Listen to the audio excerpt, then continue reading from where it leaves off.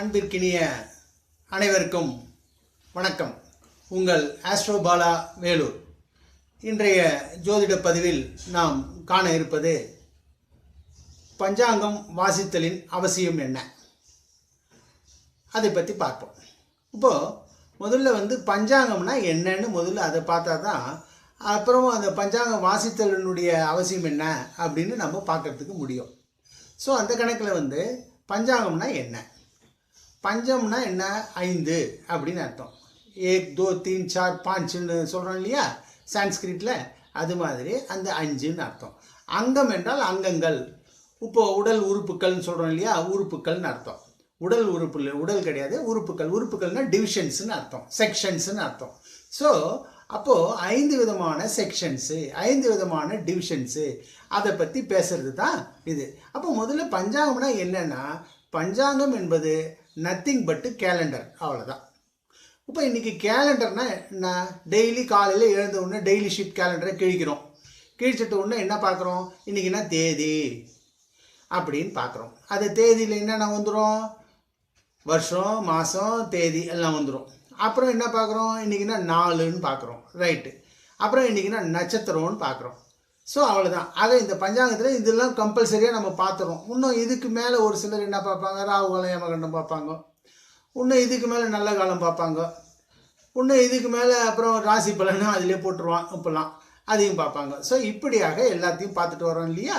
So இதுதான் பஞ்சாங்கம், வேறு ஒன்றும் இல்லை. ஆனால் இப்போ இதில் யோகமும் கரணமும் நம்ம டெய்லி ஷீட் கேலண்டரில் பார்க்குறது இல்லை, அதை அடிஷ்னலாக பார்க்குறது தான் இந்த பஞ்சாங்கம், வேறு ஒன்றும் கிடையாது. ஆக இந்த பஞ்சாங்கம் என்பதுன்னா வாரம், திதி, நட்சத்திரம், யோகம், கரணம், அவ்வளோதாங்க. அப்போ வாரம்னா என்ன, வாரம்னா என்ன, ஒரு வாரமா 7 நாளா அப்படின்னு கிடையாது. வாரம் என்றால் கிழமைன்னு அர்த்தம். அதாவது அது எல்லாமே இப்போது நம்மளுடைய ஜோதிட சாஸ்திரங்கள் முழுக்க முதல்ல சான்ஸ்கிரிட்டில் தான் உருவாச்சு. அதுக்கப்புறமா தான் தமிழில் இடம்பெயர்ச்சு.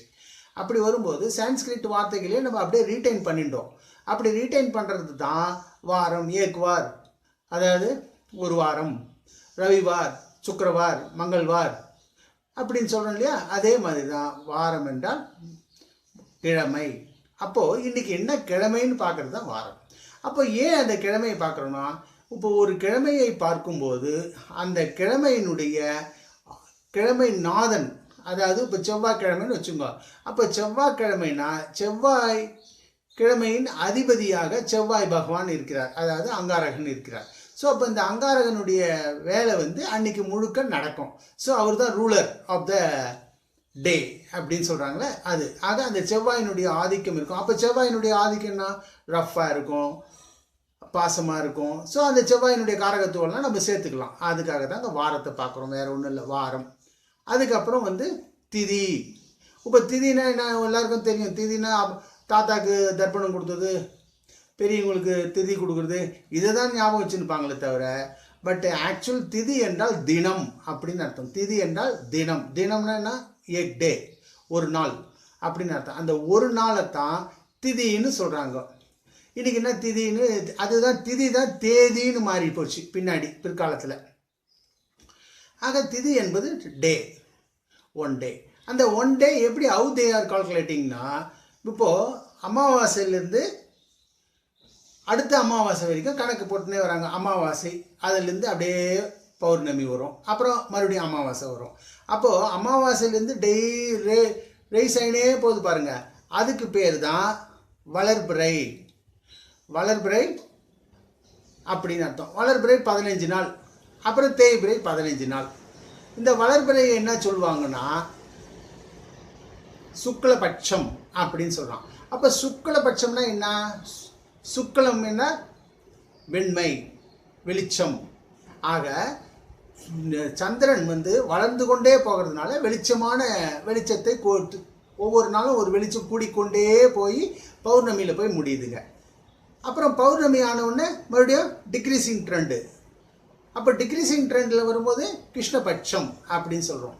கிருஷ்ணபட்சம்னா அந்த பிளாக்னஸ் அப்படியே வந்துட்டே இருக்கு. கிருஷ்ணன் என்றால்னே கருப்புன்னு அர்த்தம்.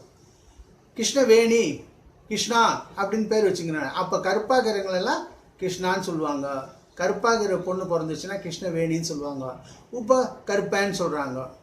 இப்போ கருப்பன்னா ஐயோ இந்த கருப்பன் கருப்புசாமி இந்த பேரெல்லாம் வச்சுக்கிறது பயப்படுறாங்க. அப்போல்லாம் இது வேண்டி விரும்பி வச்சுக்கினாங்க. அது தெரியாது. இப்போ கூட கிருஷ்ணான்னு பேர் வச்சுக்கிறாங்க. ஸோ ஏன் கிருஷ்ணான்னா, கிருஷ்ணனா கருப்புன்னு அர்த்தம், கண்ணான்னா கருப்பு. அப்போது அதனால தான் கிருஷ்ணர் வந்து அந்த பட்சத்தில் பிறந்ததுனால கிருஷ்ணபட்சம் அப்படின்னு சொல்லிட்டாங்க. சுக்லபட்சம் கிருஷ்ணபட்சம். சுக்லபட்சம்னா வளர்பிறை, கிருஷ்ணபட்சம்னா தேய்பிறை. ஆக இந்த அமாவாசையிலிருந்து ஒவ்வொரு நாளாக 15 திதி வந்து பௌர்ணமின்னு வரும். அதுக்கப்புறம் 15 திதி வந்து மறுபடியும் அமாவாசை வரும். இந்த 30 நாள் இருக்கு இல்லையா, இது தாங்க ஒரு திதி அப்படின்னு அர்த்தம். இந்த 360 டிகிரி ரேடியஸ் இருக்கு இல்லையா பூலோகத்தை, நம்ம பூமியிலேருந்து பார்க்கும்போது நம்ம வானவெளியில் 360 டிகிரி. இந்த 360 டிகிரியை 30 வகுத்தோம்னா 12 டிகிரி வருது. ஆக ஒரு திதியினுடைய கால அளவு 12 டிகிரி. இது என்ன சொல்லுவோம், ஆகாயத்தில் சூரியனுக்கும் சந்திரனுக்கும் இடைப்பட்ட தூரம் திதி அப்படின்னு சொல்லுவோம். இந்த திதி வந்து பிரதமை, துவிதியை, திருதியை, சதுர்த்தி அப்படின்னு வரும். பிரதமனே நான் பிரதமர்னு சொல்கிறோம். பிரதமர்னா முதல் ஆள், துவிதியை 2, திருதியைனா 3, சதுர்த்தினா 4. சதுரம்னா இப்போ நம்ம சதுரகட்டன்னு சொல்கிறோம். அப்போனா என்ன, 4 மூளை இருக்குதுன்னு அர்த்தம். பஞ்சமி 5, ஷஷ்டினா 6, அதனால தான் சரவணா ஷஷ்டி அப்படின்னு சொல்கிறோம். 6 முகம்னு. 7 சப்தமி, 8 அஷ்டமி, நவமி 9, தசமி 10, விஜயதசமி கொண்டாடுறோம். ஏன்னா இப்போ 10வது திதியில் தான் நம்ம கொண்டாடுறோம். அதுக்கடுத்து ஏகாதசி அதாவது தசமிக்கு அடுத்து ஒரு நாள் ஏக், அப்போ 11வது திதி. துவாதசி 12வது திதி, திரியோதசி 13வது திதி, சதுர்தசி வந்து 14வது திதி. அதுக்கப்புறம் பௌர்ணமி. அதுக்கப்புறம் பௌர்ணமிக்கு அடுத்து அடுத்த திதி வந்து பிரதமை. மறுபடியும் பிரதமையிலேருந்து 1, 2, 3 ஒன்று இல்லை. நான் சொன்னது என்னென்னா 1, 2, 3, 4, 5, 6, 7, 8, 9, 10, 11, 12, 13, 14. 14க்கு அடுத்து ஐதர் பௌர்ணமி ஆர் அமாவாசை வில் கம். That's all. இவ்வளோ தாங்க. இது வந்து இது பார்க்கணும். அடுத்து நம்ம நட்சத்திரம்னா என்ன அப்படின்னா, வானவெளியில் பூமியிலேருந்து பார்க்கும்போது எல்லா கிரகங்களும் ஒவ்வொரு டிகிரியில் சுற்றிட்டு இருக்கு. அப்படி இருக்கும்போது சந்திரன் எந்த டிகிரியில் இருக்காரு, அந்த டிகிரிக்கு நேராக என்ன நட்சத்திர மண்டலங்கள் இருக்கிறது. அப்போ நட்சத்திரம் என்பது ஒரு சூரியன் மாதிரி ரொம்ப தூரம், சூரியனை விட தூரமாக இருக்காங்க. ஸோ எந்த டைரக்ஷனில் சந்திரன் சுற்றிட்டு இருக்கான்னு பார்க்கறது தாங்க நட்சத்திரம். ஏறக்குறைய ஒரு நாளைக்கு ஒரு நட்சத்திரம் சுற்றின்னு வருவார். அப்படி வரும்போது அவருக்கு 13.20 டிகிரி வந்து சந்திரனுடைய ஒரு நட்சத்திரத்தினுடைய அளவாக இருக்குது. அப்போ அந்த நட்சத்திரம் என்ன அப்படின்னு பார்க்குறோம். ஏன்னா சூரிய சந்திரர்களை வச்சு தான் பஞ்சாங்கமே போட்டிருக்கான், வேறு ஒன்றுமே கிடையாது.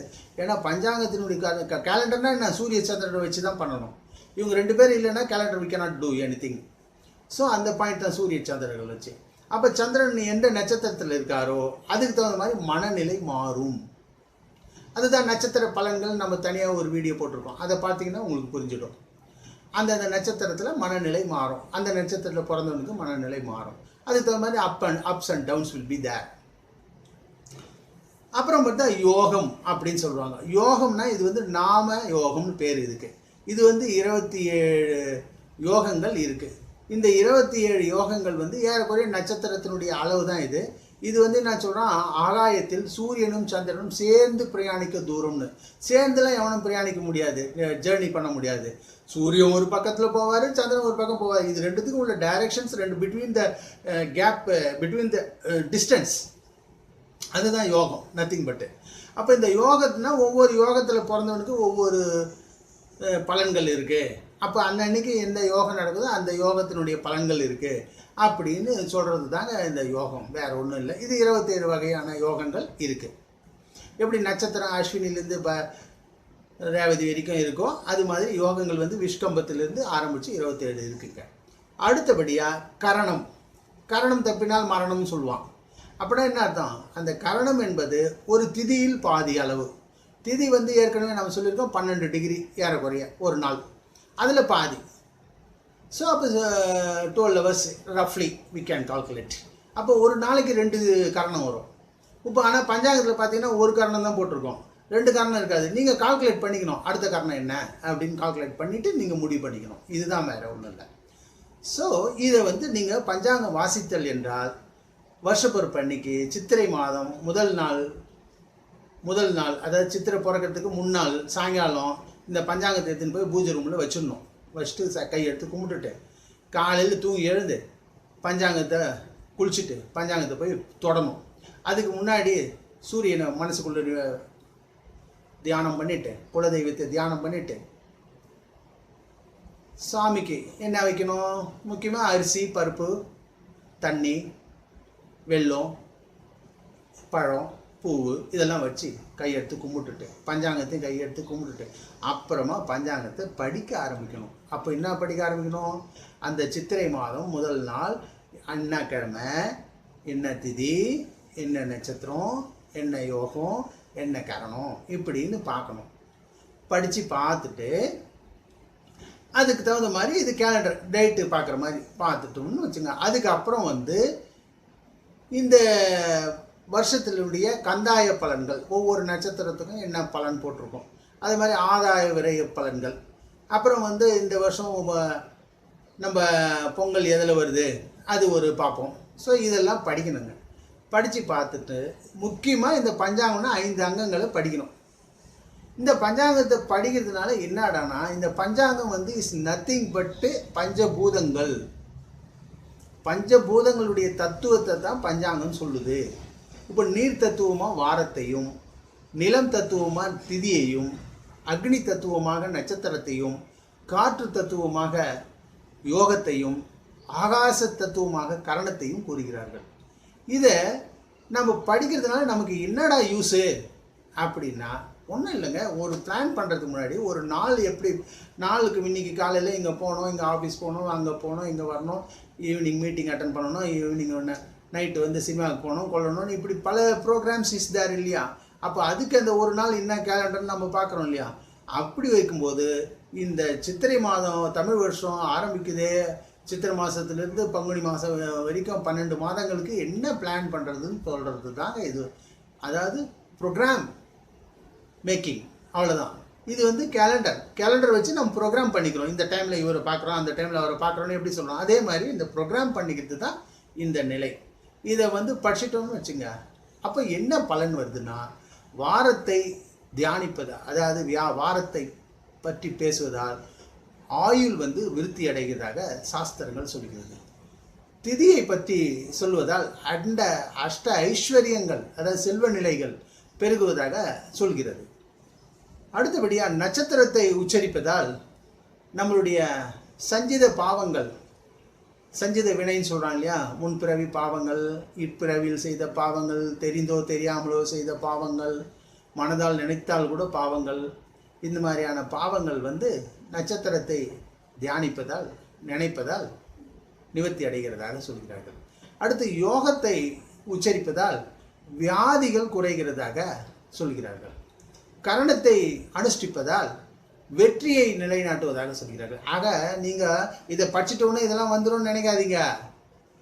இப்போ காஞ்சிபுரத்துக்கு போயிட்டு கால் ஆட்டினா காசு வரும்னு சொன்னாங்க யாரோ ஒருத்தருன்னு சொல்லிட்டு காஞ்சிபுரத்தில் போயிட்டு ஒரு திண்ணியில் உட்காந்து கால் ஆட்டினான்னு வச்சுங்க, காசு வருமா? வராது. காஞ்சிபுரத்துக்கு போயிட்டு பட்டு தறி இருக்குது, கால் ஆட்டினா கால் மெச்சா தான் உனக்கு தறியில் வேலை செய்யலாம், உனக்கு வேலை வாய்ப்பு கிடைக்கும்னு அர்த்தம். அதே மாதிரி தான் இது நான் இந்த வாரம் திதி நட்சத்திரம் யோகம் கரணத்தை சொல்கிறதுனால அடாடா இதெல்லாம் வந்துருமே இது மட்டும் சொல்லிட்டு தூங்கிடலான்னு சொல்லி நினைக்காதீங்க. இதை சொல்லிவிட்டு நீங்கள் அதுக்கு அடுத்து you have to programme for the work. வேலைக்கு ப்ரோக்ராம் பண்ணணும்.